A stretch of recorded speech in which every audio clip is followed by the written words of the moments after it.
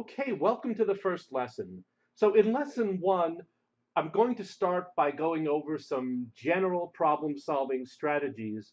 The later lessons in the course, we're going to get into more specific types of word problems. There will be a lesson involving rate, time, and distance, one involving mixtures, etc.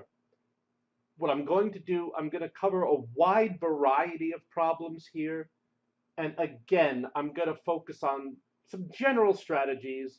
And I'm just going to briefly go over these, and you can pause if you want to read the bullet points in more detail.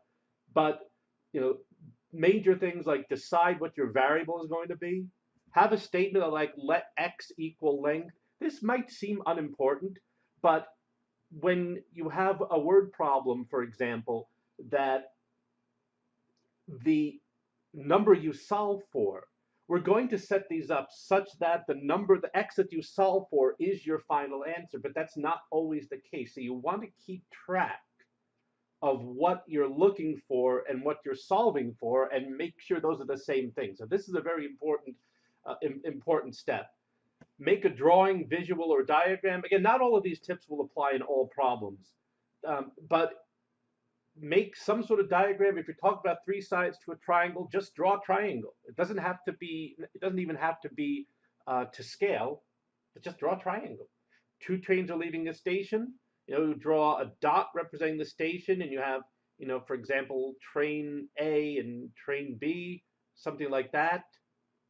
Just something to kind of get to focus. Write the equation out in word form first. And then write it out as a sentence.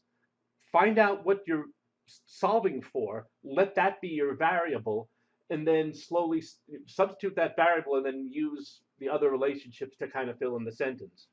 For more complex problems, we're going to start using charts. We're not really going to do that right away, except with a few exceptions, but the more advanced problems that we go through in the later lessons, we're going to start using charts to organize information. That mostly will not apply right now. And usually this kind of gets back into the first bullet point. The problem will hint at what to choose for x. So x is going to be whatever they're asking for. It seems simple, but we'll go through some examples and we'll show that. Okay, so let's get started. I may probably divide this up into two videos, this first lesson, since we do have a lot to go over here. But let's start with some basic geometry. The width of a rectangle is 4 less than 3 times the length. The perimeter is 56 inches. Find the length and width. The width of a rectangle is 4 less than 3 times the length. The perimeter is 56 inches. So let's just draw a rectangle. Doesn't have to be, this probably is not to scale, that's okay. The width is 4 less than 3 times the length. Okay, so we know that the perimeter of a rectangle is 2 times the length plus 2 times the width. So usually the width is distance across, but they're interchangeable in this case since we're talking about addition. So actually I'll use the sentence strategy here as well. Width is 4 less than the 3 times the length. Okay, so the width is obviously means equal. So width is 3 times the length, and it's 4 less than that. Be careful with the order here. Don't put 4 minus 3x. This is, you got to pay attention to verbiage. Make sure that you're actually kind of reading through. That's probably the number one mistake the students make with word problems, is not reading these things through. And I know in a test situation, it's easy to kind of rush and panic and that type of thing. But you got to be careful with these. So 3L minus 4. So what we have here, we have two equations. And in order to solve, we also know the perimeter is 56. I can stick 56 in here. But in order to solve the equation, we have to be down to 1. So let's kind of rewrite the two equations. Okay, now here's what we're going to do. We're going to do something called substitution. So W, this is what we want to solve. But I can't solve it with two variables. So what I'm going to do is I'm going to say W is 3L minus 4. So 3L minus 4, we can substitute that in for W. And so what we end up with here is 2L plus 2 times W. W is the same thing as 3L minus 4. And then we can solve from there. So now we have our equation. I didn't say let L be length, but I mean, L is, you use the letter L for length. So I mean, I can say let L be length and let W be width, but kind of using L and W kind of takes care of that. So we're going to use the distributive property. We're getting 8L minus 8, not 5. And then we'll add 8 to both sides, divide both sides by 8. So L equals 8, and the unit is inches. Okay, so put 8 inches up here.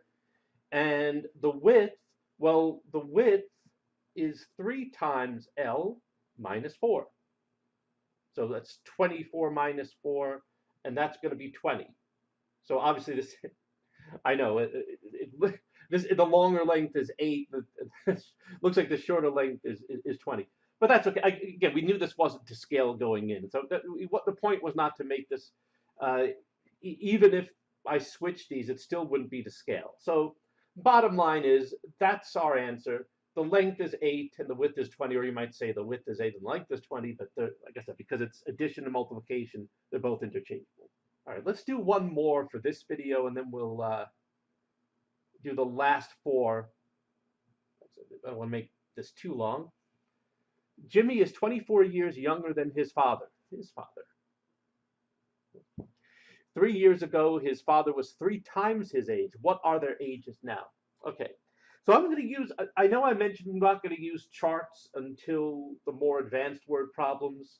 And what I'm going to put up now is not the same chart that we'll be using later. I just want, the whole purpose of a chart like this is to organize information, because you got a lot of stuff going on here. There's 24 younger than his father, and 3 years ago, there's a lot of verbiage. And what I want to try to impart in this course are ways to organize this information so it's not so confusing. So in the rows, I'm going to let Jimmy be represented by the first row and father being represented by the second row. In the columns, I'm going to put now and then 3 years ago. So we have 4 boxes. Jimmy now, Jimmy 3 years ago, father now, and father 3 years ago. Okay, now we're going to fill in the table with whatever information we have. So Jimmy is 20 years younger than his father. What are their ages now? So I wanted to find the variable. So I'm going to let X be the father's age now. And again, we could put let X equal father's current age. But really, that's not, again, you can tell from the chart what X is.